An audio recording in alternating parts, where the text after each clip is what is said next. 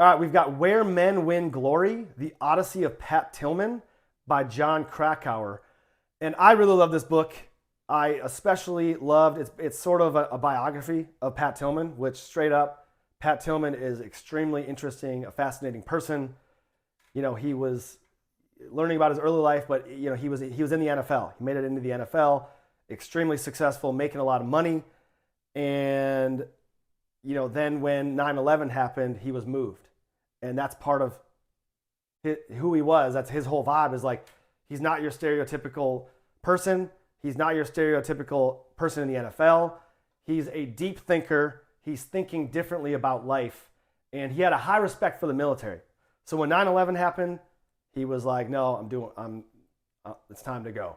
So he joined the military, which straight up is just crazy. I mean, it's like anyone is just looking at him is like, okay, respect.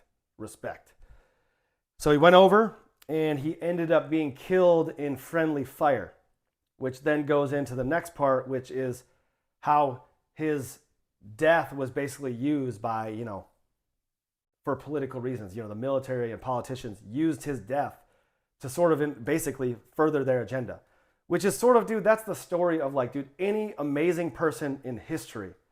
It's never